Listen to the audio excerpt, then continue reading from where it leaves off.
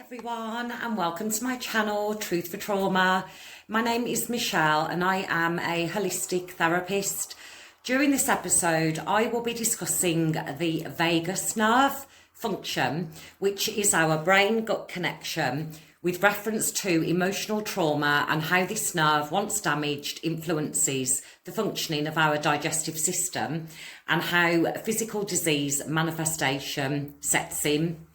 As discussed in episode 1, when trauma occurs, it impacts the emotional brain, then sooner or later physical symptoms will begin to emerge. And here are a few examples. Behavioural changes, sleep disturbances, memory recall issues, hormonal disruptions, especially in females. Obviously, females have way more hormones than men. Oversensitivity, hyperactivity, joint pains, outbursts of anger, the inability to sit still, anxiety, hypervigilance, mood swings, chronic fatigue, depression, flashbacks, nightmares, low self-esteem, poor concentration, and the need for control. The mainstream medical allopathic system often refers to digestive disruption in the gut as IBS, or more commonly known as irritable bowel syndrome, which again is an umbrella term for a variety of gut diseases.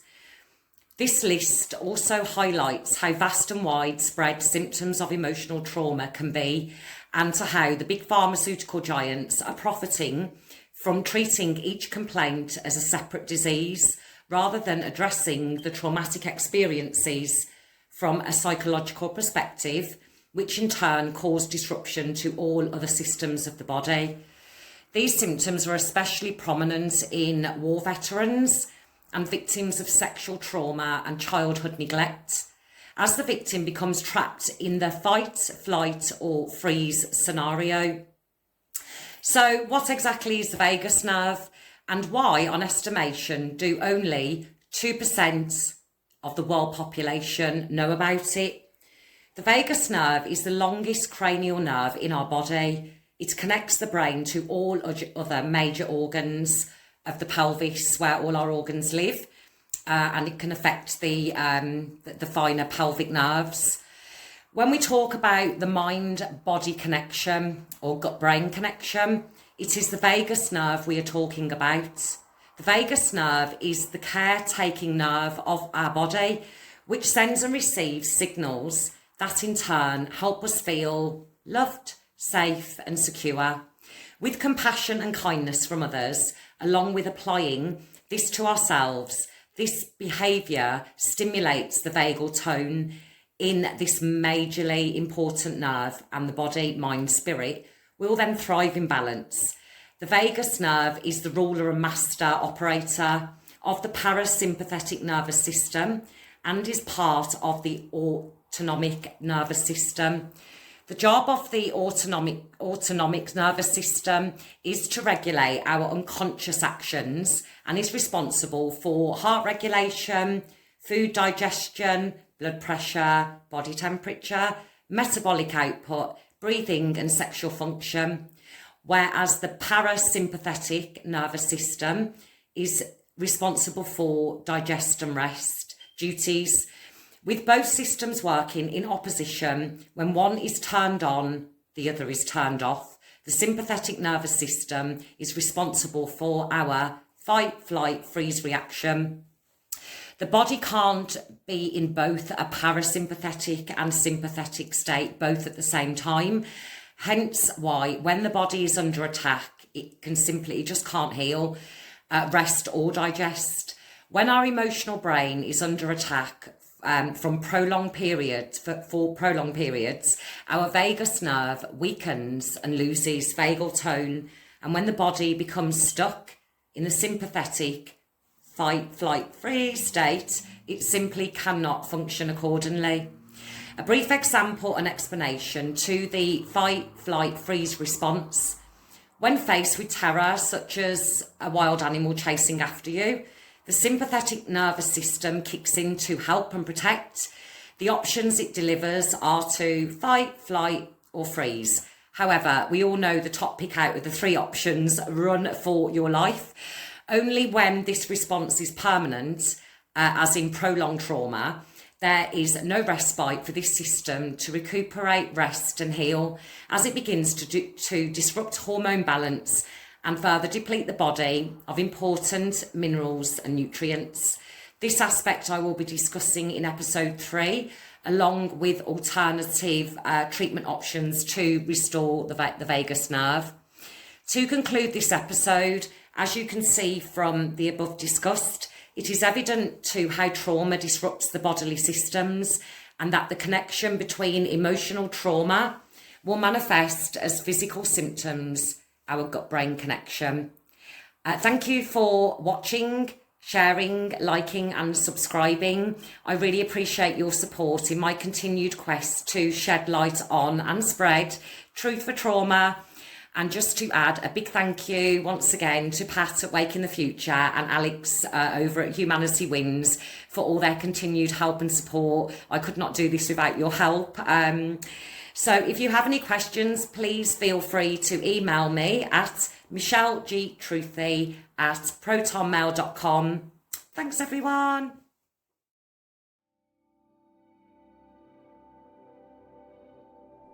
How the gut and the brain communicate has fascinated us for centuries.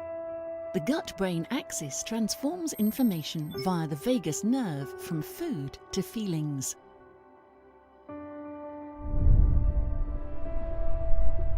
Once eaten, digested food particles enter the small intestine, which is covered with a velvety layer of villi. Each villus is lined with a single layer of epithelium. This layer is made up of different cell types. One of them, the enteroendocrine cell, is unlike the others. It is our gut sensor. In addition to communicating through hormones, we discovered that enteroendocrine cells also synapse with nerves, including the vagus nerve. We call those enteroendocrine cells synapsing with nerves neuropod cells. They sense and react to their environment. They sense mechanical, thermal and chemical stimuli such as nutrients or bacterial byproducts in the gut lumen. Inside neuropod cells, signals from stimuli are converted into tiny electrical pulses. These pulses propagate via synapses onto the afferent neuron of the vagus nerve. Vagal neurons carry the sensory information to the brainstem, linking the signals generated inside the small intestine to the brain. The neuropod cell connection with the vagus nerve serves as a conduit for food in the gut to influence brain function within seconds. This connection is also a potential portal for gut pathogens to access the brain. This new knowledge is a foundation for designing therapies to treat disorders related to altered gut-brain signaling.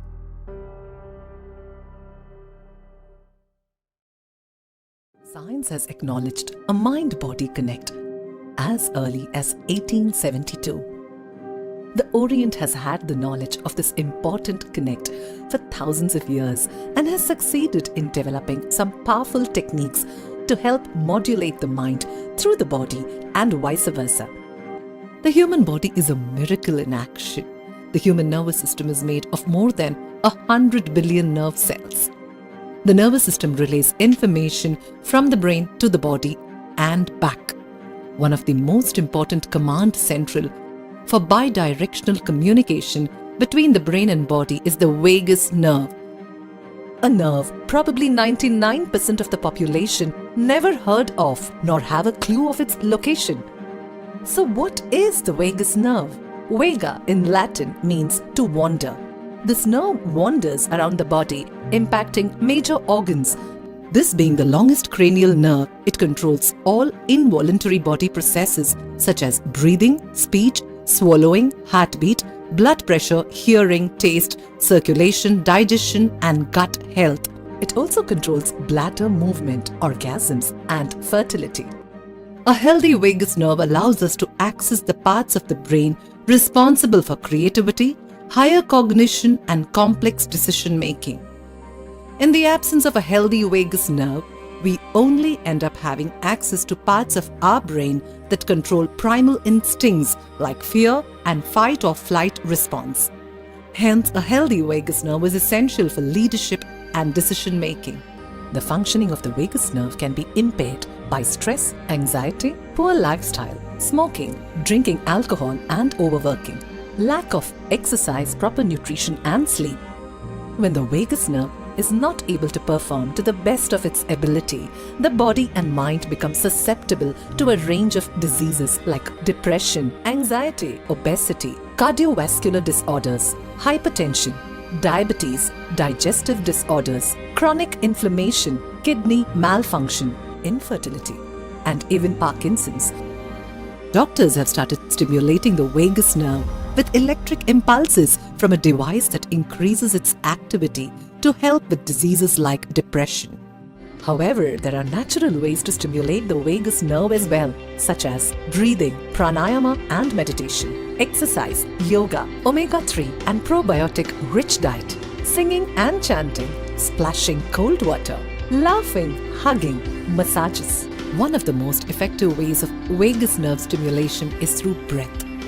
A powerful breathing technique that has positively impacted millions of people around the world is the Sudarshan Kriya Yoga, taught by the Art of Living Foundation. When one undergoes Sudarshan Kriya Yoga, their breathing and heart rate slows down. The vagus nerve then gathers a signal from multiple organs from the body, notes that things must be calm and restful.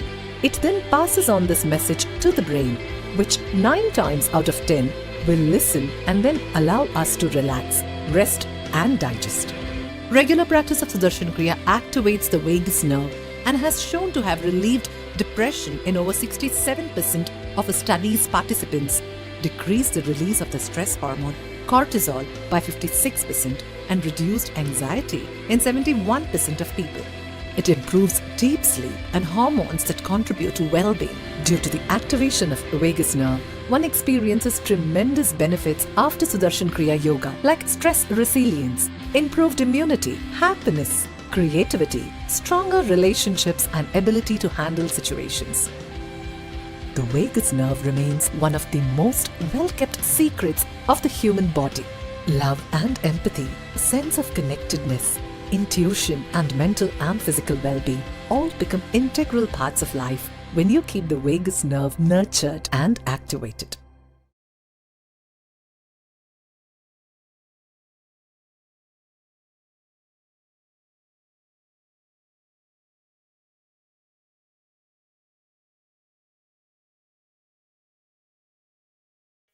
If you like this video, don't forget to click the like button, comment and share. Subscribe to this channel for more.